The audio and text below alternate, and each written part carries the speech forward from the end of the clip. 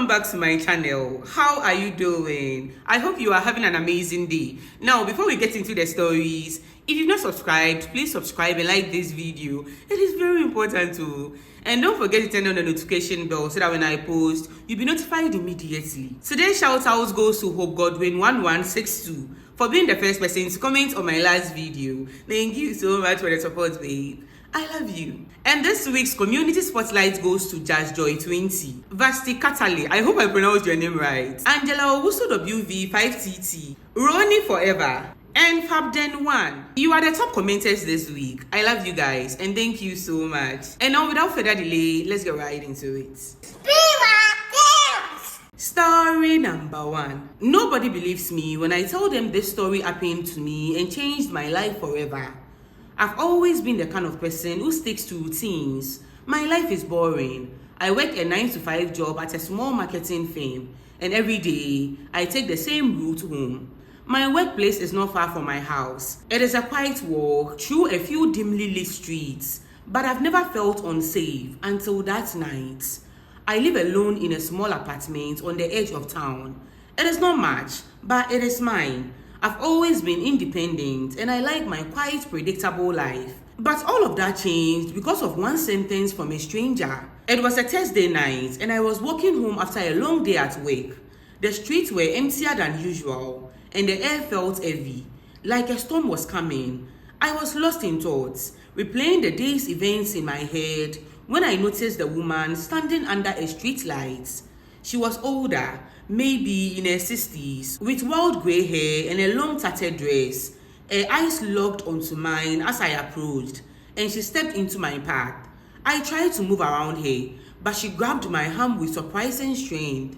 "Don't go home tonight," she whispered, her voice low and urgent. I froze. Her grip was tight, and her eyes were wide, almost frantic. "What are you talking about?" I asked, pulling my arm away. She didn't answer. Instead, she just stared at me for a moment, then turned and walked away, disappearing into the shadows. The goosebumps have started. Let's continue. I stood there for a few seconds, my heart racing.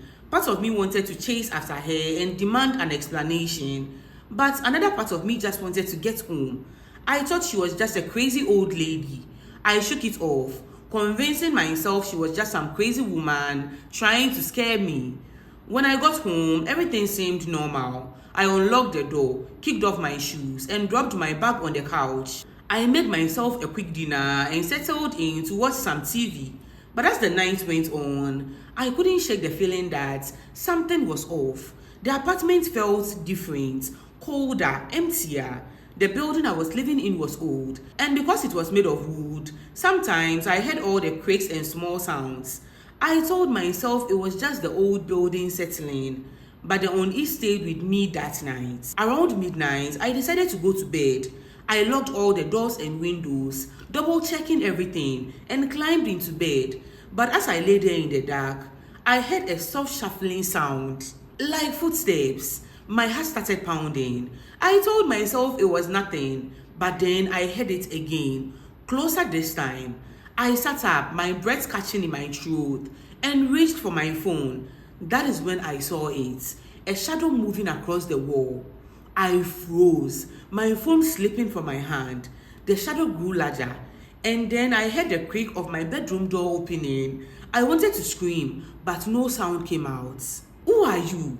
What do you want?" I shouted, scrambling to the other side of the bed. The figure didn't answer. Instead, they lunged at me. I screamed and fought, but they were too strong.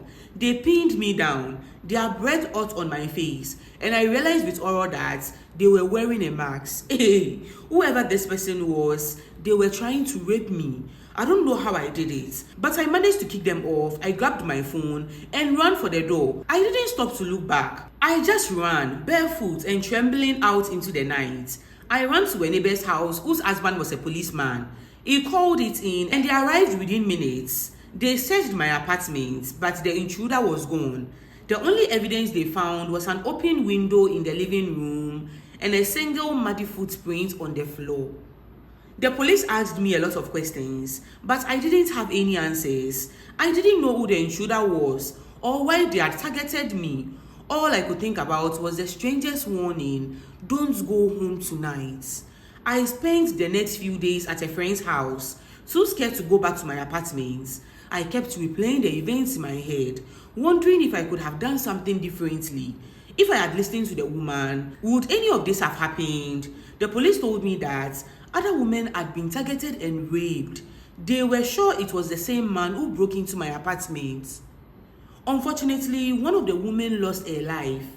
I went on my phone to do more research about this case when I saw it, a photo of the woman who had warned me. She was on the local news. She was the woman who had died from the same assailants. What? My blood ran cold. She was too old to handle what had happened to her. She had a heart attack and passed away.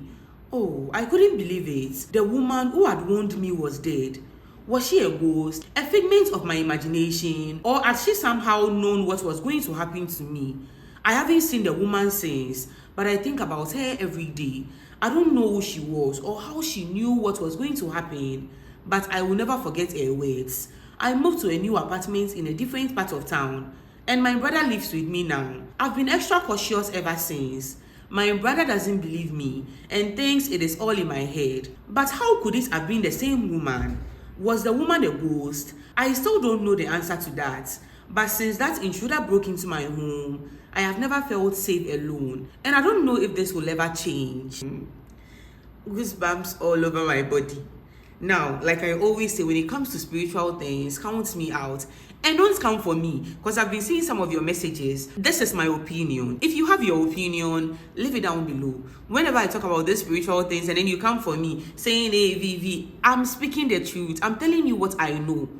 I don't really know much about these spiritual things. And I have to give my opinion, so please let me be.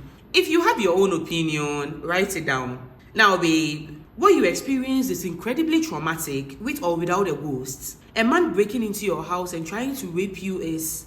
I can't even imagine how you felt in that moment. What happened to you was not your fault. Some people are just creeps. And it's a good thing you have your brother staying with you. Since you still don't feel safe when you're alone, go see a therapist. What you went through was something else. The therapist can help you in processing what you went through. Healing from this trauma is not going to be easy, but you are going to get there. And now, with the ghost thing, I don't know. I really don't know what to think. And so those of you who know more about these spiritual things, leave your opinion down below. Was the woman a ghost or was it just a figment of her imagination? Let us know what you think down below. Let's move on to story number 2. Hey V, good day. Please keep me anonymous. All my stories are anonymous, babe. I won't mention your name, don't worry. Let's continue. I'm currently 23 years old and my best friend is asking me to leave my boyfriend for her. A little background story. Let's call my best friend Queen. We've been friends for almost 5 years now, and we met through a friend who used to drive her. I've always been an introvert because my parents are very strict. I mean, seriously strict. I barely go out or have friends. Queen comes from a wealthy family, and for some reason, she didn't have many friends. She happened to start talking to a driver, who is also my friend, and he decided to introduce her to me since I had no friends and she didn't either. Fast forward, we became very close because we think alike. I really love her and I can say she loves me too. She celebrates my birthday and buys me lots of expensive stuff. I'm not from a poor home, we are comfortable. I've been dating my boyfriend Jay for 3 years and we are just fine. Queen, on the other hand, has had a couple of boyfriends in the past few years, but those relationships didn't end well. For some reason now, she has been acting strangely when we hang out.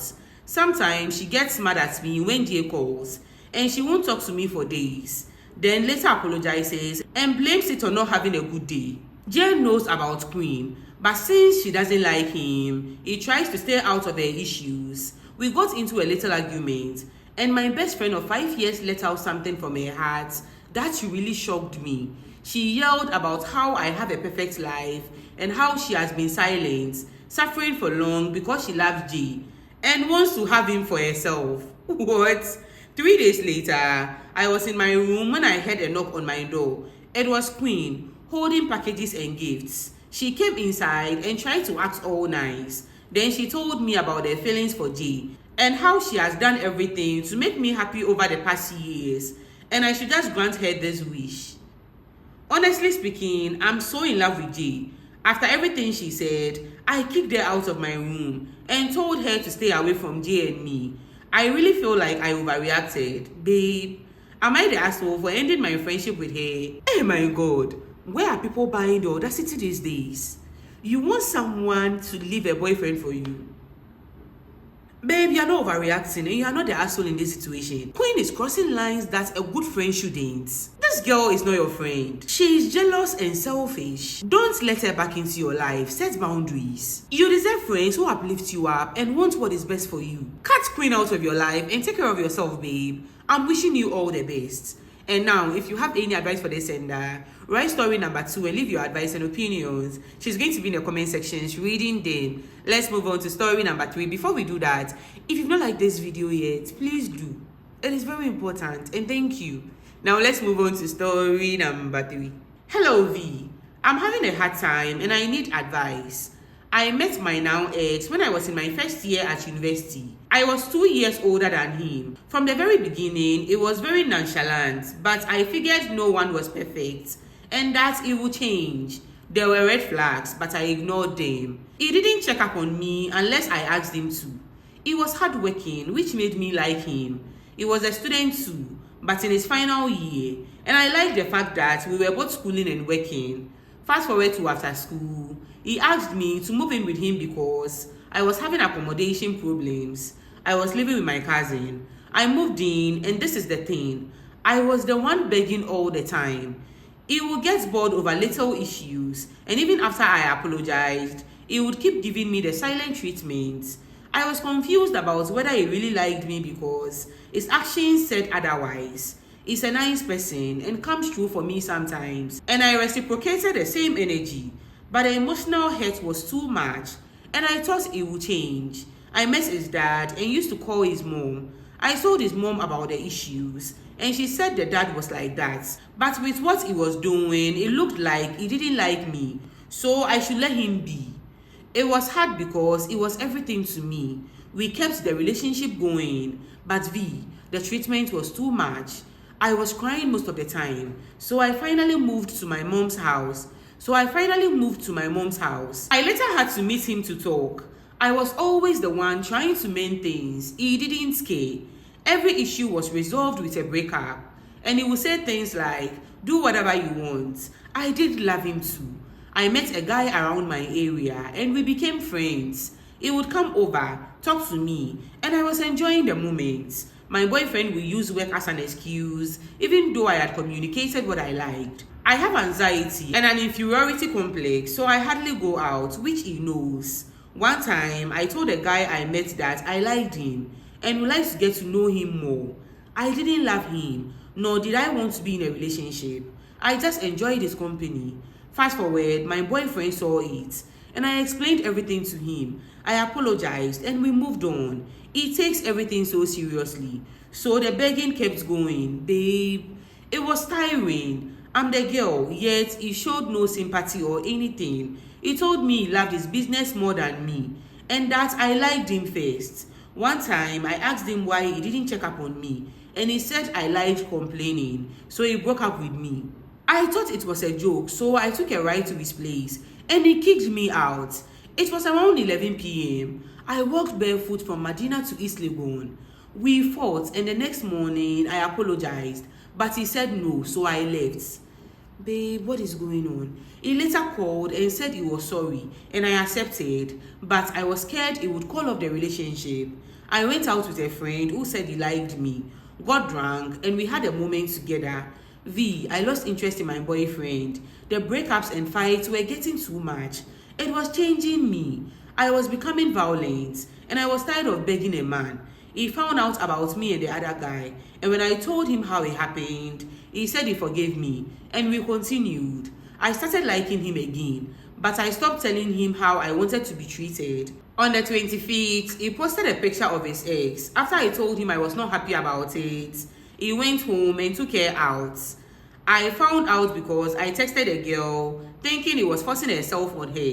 Little did I know my boyfriend had told her we weren't dating. I forgave him and we moved on. Babe, later I found out he was ordering a food basket for her. When I confronted him about it, he was rude to me, and I ended up apologizing to him because of this ex issue. I reunited with a junior high school mate who is in Canada, and we were talking about a social media post because he said he was a virgin. My boyfriend asked for my phone, and when I told him I was coming, he got bored. When I finally gave him the phone, he asked why I was talking about this issue with my friend. I explained, but he still said it was over. I apologized, and he said we were cool, but he kept giving me attitude until I stopped calling. I'm hurt. I woke up today and saw that he removed me from all social media. I'm so hurt. Please, I need advice. I know I'm not perfect, but I really tried. I feel so worthless. I barely have friends and I'm lonely.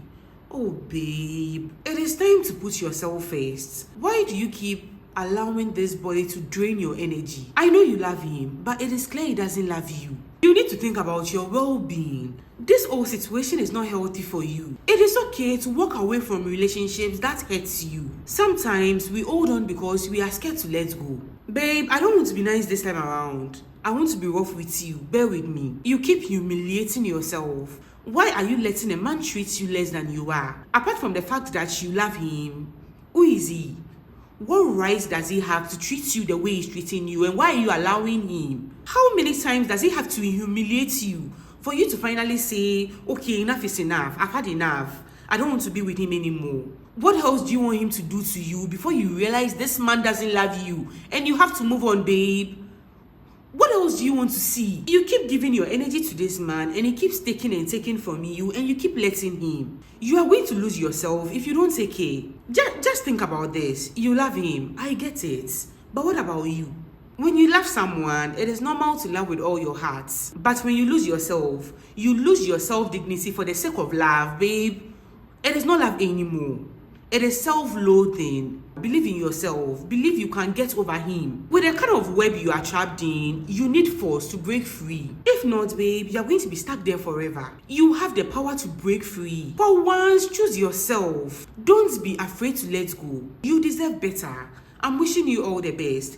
And now, if you have any advice for this sender, write story number 3 and leave your advice and opinions. She's going to be in the comment sections reading them. Let's move on to story number 4. So I had these friends. Let's call them Lucy and Anita. They are friends I've known for years since secondary school. They knew everything about me and I knew everything about them. Fast forward to this year, Anita met a boy she liked a lot because she's not the type of person who easily gets into relationships. I found out he was interested in another girl. So as a good friend, I went ahead and told her. Despite this, she ignored my advice. I even had to threaten her to leave the boy because he was taking her for granted. Mind you, this boy had money, but found it so hard to give her anything and kept denying her to his friends. All this time, she thought she had a boyfriend, and I thought she had moved on from him, only to find out she was in pain and hiding it. She started distancing herself from me, and when I tried to talk to her about it, she acted normal online. However, later, I found out she blocked me everywhere. I tried to find out why she did this, only to learn that she said I was the reason the boy left her, claiming that he loved her and that I spoiled everything for her. Now that she sees I'm getting things she wanted, she feels a certain way whenever she sees my updates. I later found out that Lucy knew all about this the whole time. One day, someone who claimed to have blocked me everywhere posted a video of me saying I was talking about her and that I needed to heal. She and Lucy dragged me on the internet. Anita even went as far as messaging my brother, saying all sorts of things about me and claiming that if I was really a good friend, I would have reached out. I stayed quiet throughout all this, but now they say it is my fault because she left the boy and found out he got his new girlfriend the latest iPhone and knew her. So now I ask, am I the asshole? Should I apologize? I'm sorry, I don't really know how to narrate stories like this. Babe, you narrated the story perfectly. You are not the asshole in this situation. Anita is a grown woman who makes her own choices. You did your best to look out for her by telling her the truth about the guy. Now, as for whether you should apologize, think about what you are apologizing for. Did you do anything wrong? If you truly believe you acted in your friend's best interests, and and we're honest with her, then there's no need to apologize. At this point, babe, it is best to focus on yourself and your well-being. Surround yourself with supportive friends who lift you up and appreciate you. Cut ties with negativity and drama. Remember that sometimes friendships can change, and it is best to let go of those that are no longer healthy for you. Stay true to yourself and keep moving forward. I'm wishing you all the best. And now, if you have any advice for this sender, write story number 4 and leave your advice and opinions. She's going to be in the comment sections reading them. And now, you know that this is a judgment-free zone. We listen, we don't judge. So please be kind to them in the comment sections, because obviously these issues are worrying them. And that is why they've sent me these stories in the first place. So please be kind. If you have a story for me, you can send it to my TikTok page at vera.ish. Now, when you enter into my DMs, don't ask me, V, I have a story for you, or V, can I send you my story? Don't do that. Immediately you enter into my DMs, write out your story and send it to me. And when I post your story, I'll notify you and let you know your story is up. And all my stories are anonymous, so don't worry, I won't mention your name. If you've not subscribed to this channel yet, what are you waiting for, babe? Subscribe and like this video. And don't forget to turn on the notification bell so that when I post, you'll be notified immediately. I hope you enjoyed this video and thank you so much for watching. See you next time. Okay, I'm done. Bye!